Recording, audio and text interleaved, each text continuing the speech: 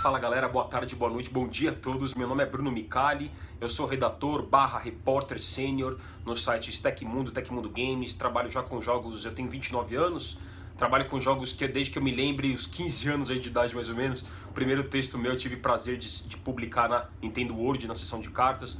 E desde então trabalhei na FENAC, depois eu trabalhei na Impacta e hoje eu trabalho no grupo NZN, que controla vários sites, entre eles o Tecmundo, Tecmundo Games, o Baixa Aqui, o famoso Baixa Aqui de download de programas, o Mega Curioso, o Fica a Dica, o Não Enter Aqui, enfim, o Minha Série também, e o carro-chefe hoje que é o Tecmundo e também o Tecmundo Games, né, que são o Tecmundo e o Tecmundo Games. Realidade virtual, né, uma tecnologia que todos nós temos questões sobre ela ainda hoje, né, uma tecnologia nova.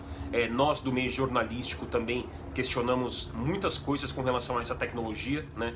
Então eu vou fazer o possível para dar os meus pitacos com relação a isso. Eu que trabalho em alguns momentos muito próximo à tecnologia, já testei ela em alguns eventos aí internacionais e nacionais também, né? Na Brasil Game Show agora a gente teve a oportunidade de testar. Ele esteve aqui para o público testar, né? Na E3 eu testei, na E3 desse ano, de 2016, na E3 de 2015 também, o Oculus Rift e o HTC Vive, para a gente citar aí os principais players do mercado na tecnologia de realidade virtual, né? Então a pergunta número 1, só que o computador está do meu lado: qual a minha opinião sobre novas tecnologias que alteram o método tradicional de se jogar videogame? Eu acho que é o seguinte, eu acho que a forma tradicional de jogar videogame nunca vai mudar, né? Eu acho que ela nunca vai mudar. Eu acho que o jogador hardcore sempre vai querer estar na poltrona dele, com o controle na mão e a televisão na frente dele, né? Eu acho que essas formas adicionais de jogar, mais interativas, elas existem principalmente para um caráter para se jogar em família, né? E para jogar com os amigos. Eu acho que num caráter coletivo, esses diferenciais sempre podem existir, né? Mas eu acho que nada nunca vai quebrar a maneira tradicional da gente jogar videogame, né? Não há nada que seja lançado por aí que convença o jogador hardcore, o jogador tradicional, né? O jogador puritano, né? Eu, por exemplo, me considero um jogador muito puritano. Eu acho que nada nunca vai alterar essa forma. Sempre vai ser você sentado numa poltrona com o controle na mão e a televisão na sua frente, né? Eu acho que quaisquer interações que tentem mexer com isso conseguem por algum momento, né? Existe um encanto que certamente é temporário, mas em caráter definitivo não. Eu acho que não existe forma de mudar, eu acho que não existem maneiras de mudar essa forma tradicional de jogar videogame, principalmente para jogadores mais puritanos, né? Eu acho que as duas coisas coexistem sempre, né? Você acredita que o joystick clássico pode ser esquecido com essa novidade? Jamais, né? Jamais. Eu acho que essa segunda pergunta ela casa com a primeira, né? Ela vai de encontro com a primeira, com a resposta da primeira. Então, como eu falei, a gente sempre vai querer usar um joystick tradicional, com os dois analógicos, com os botões mapeados ali do lado direito, as setinhas do lado esquerdo e os botões de ombros, né, que a gente chama, ou os botões de cima, ou os botões de trás, tanto faz. Tem muitas formas para nomenclaturar esses botões. Eu acho que essas formas adicionais podem existir, mas a forma tradicional, ela nunca vai deixar de existir, nunca vai ser substituída. Eu acho que nunca. A gente pode estar no ano de 3000 e as pessoas, principalmente puritanas, vão querer jogar videogame da mesma maneira, segurando o joystick, sentado na poltrona, ou no sofá ou na cama, e com a televisão na frente. Então, não, eu não acho que os controles substituam os tradicionais. Eu acho que eles podem coexistir com os tradicionais, né? A outra pergunta, agora sobre a Nintendo. Em 2006, a Nintendo lançou os sensores de movimento que revolucionaram o mercado, trazendo uma enorme quantidade de jogadores casuais, mas foi deixado de lado poucos anos depois. Os óculos de realidade virtual também são uma mania passageira? Olha, isso é um assunto bastante discutível, né? Qual que é a minha opinião com relação a isso? Bastante discutível e até, de certa forma, existem aí opiniões que discordam uma das outras. A gente sabe que na tecnologia, assim como em qualquer outro assunto, na política, né, sempre vai haver discordâncias, né, ou discórdias, como vocês preferirem. Mas eu acho que assim, a tecnologia de realidade virtual ainda está sendo descoberta. Eu acho que só o tempo dirá o quão passageira ela vai ser ou não, né? Eu não acho que ela seja algo definitivo, ou se ela for algo definitivo, ela vai ser restrita a um nicho de jogadores com um propósito específico, né? Realidade virtual é uma diversão um pouco passageira. Você bota o óculos, entra num outro mundo, se diverte pra caramba. Mas esse efeito depois de meia hora, uma hora, você não vai querer ficar jogando, você vai querer tirar os óculos e jogar da maneira tradicional, né? Eu acho que eles têm essa finalidade passageira sim, né? Eu acho que vai durar mais tempo do que o 3D, ou talvez mais tempo do que o Wii. Lembrando que o Wii, né, apesar do encanto do Wii ter acabado um tempo depois, ele vendeu muito, né? Ele foi o console que vendeu mais que o 360, o Xbox 360, e que o PlayStation 3, né? Que pertencem à mesma geração, esses três consoles. O Wii vendeu mais que eles, né? Então ele foi uma explosão de vendas. Depois enjoou, mas ele cumpriu o papel comercial, pelo menos dele, e ele ditou uma tendência, né? Então ele cumpriu esse papel de inovação, né? Acho que a realidade virtual é uma tecnologia que está nas mãos de várias empresas, né? Tem a HTC, como eu falei, os grandes players desse meio, né? HTC Vive, Oculus Rift e PlayStation VR, que é da Sony. Eu acho que o jogador tradicional vai ver isso como uma diversão rápida, passageira, como uma coisa meio bobinha até, né? Porém, existe muito potencial para outras coisas que não só jogar. Essa é uma sacada interessante do VR. Por exemplo, passeios a museus. Você quer dar um rolê na Europa? Você quer passear em Toronto, no Canadá? Você quer, sei lá, conhecer a China? Por que não a realidade virtual não pode permitir isso? Ela pode e ela vai. Eu acho que essa finalidade educacional, um pouco mais educacional, é interessante na realidade virtual. E tem um tempo de duração maior.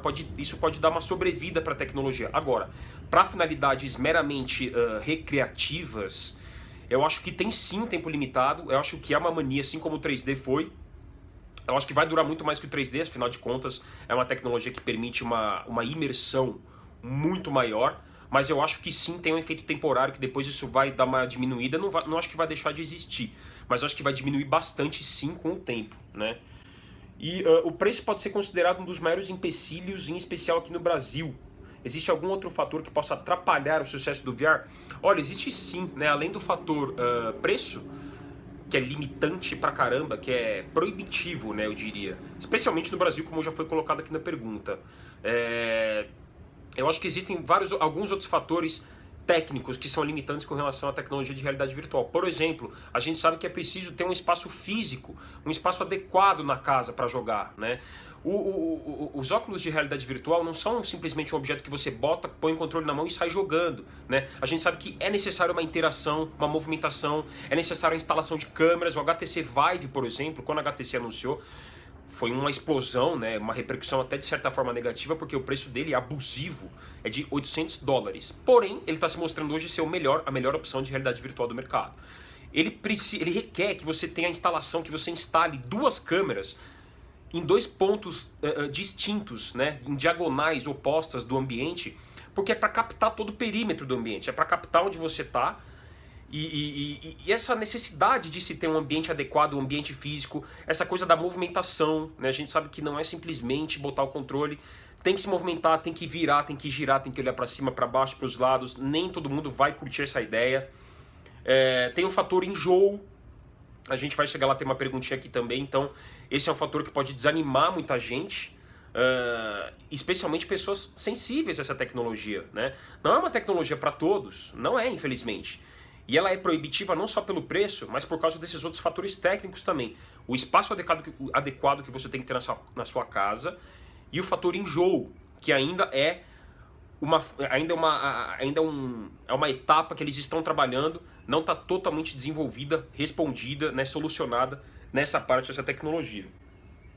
Finalizando aqui, chegando nas últimas perguntas, alguns jogadores relataram que após experimentarem o VR, sentiram um certo mal-estar. Você sentiu? Se sim, na sua opinião, qual seria o motivo para essa sensação? Olha, o principal motivo é o seguinte, é bem simples, a tecnologia de realidade virtual, o que acontece? Ela mexe com o seu cérebro, né? Quando a gente fica numa imersão dentro do jogo, dentro do passeio no museu, o que quer que seja, a realidade virtual, a principal característica da realidade virtual é que ela engana o nosso cérebro, né? Ela faz com que a gente pense em estar num lugar que na verdade a gente não está, né? Então, se você tem até um vídeo muito engraçado de japoneses testando isso, eles estão no topo de um prédio, dentro do jogo, obviamente, eles estão num estúdio fechado, tudo, e o jogo, a experiência em realidade virtual, eles estão na beira de um prédio para pegar um gatinho indefeso que está na pontinha. E se você escorregar, você tem que ir andando, se equilibrando. Se você escorregar, você cai de 20 andares.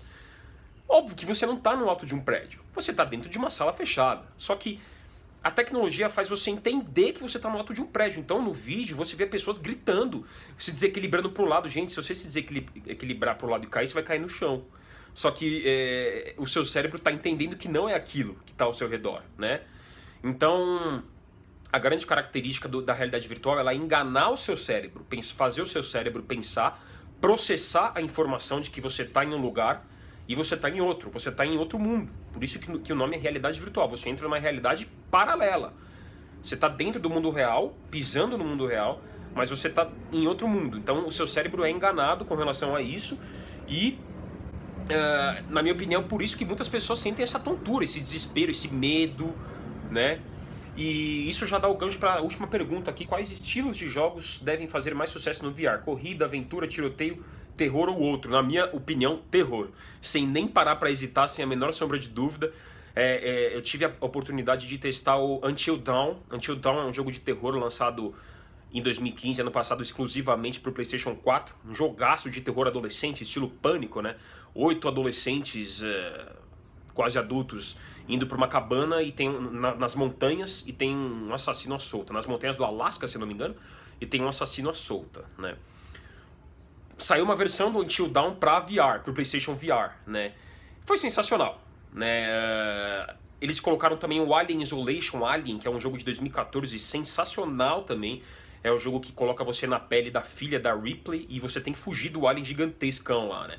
Você tem que se esconder em armários e tudo mais. Ter jogado isso no Oculus Rift, incrível. Então, eu acho que jogos de ação podem acho que todos os jogos podem se beneficiar de alguma forma da realidade virtual. Cabe aos desenvolvedores desenvolver isso da melhor forma possível, da forma mais otimizada possível e, acima de tudo, mais acessível possível, né? Aventura, dá pra você, sei lá, como que você vai colocar os pulos. A corrida, dá pra pensar em muita coisa em corrida, né? Corrida é bem legal, né? Você dirige um carro, você olha, tem a janela, tem os ambientes lá fora, tem o céu, tem os obstáculos à sua frente, né? Enfim. Mas acho que terror, justamente pela imersão e pelo fator medo, é um gênero que, na minha opinião, pode se beneficiar muito aí se a gente for colocar os jogos como realidade virtual. Mas, no geral, é isso, galera. Eu acho que a tecnologia ainda tá muito... tem que ser estudada. Acho que a gente está nos primórdios da tecnologia. Acho que ainda tem muito chão aí pra gente percorrer, muito arroz e feijão para comer. Pelo preço que é abusivo, pela tecnologia que não está 100% otimizada, abusivo eu digo especialmente para o Brasil, pela necessidade de você ter que ter um ambiente, tem o fator enjoo, então tem muitas coisas para se pensar no VR. Ele é muito menos acessível, por exemplo, do que o 3D, que é só você botar o óculos lá e tchau, né? Porém, eu acho que quando a tecnologia se estabelecer, ela vai ter um período longo aí de duração, mas acho que vai ser uma mania que com o tempo também esse encanto, tudo o tempo dirá, pode ser que eu esteja enganado, pode ser que eles desenvolvam coisas muito legais, né? E ela perdure, né? Mas vamos ver como que o mundo responde a essa novidade, a essas novidades que já estão há um tempinho aí no mercado, principalmente pra gente que trabalha no meio, mas agora estão finalmente começando a chegar ao consumidor final. Bom, acho que é isso, galera. Qualquer coisa, estou à disposição. Eu sou o Bruno Micali, do Tecmundo Games. E um grande abraço a todos. Valeu!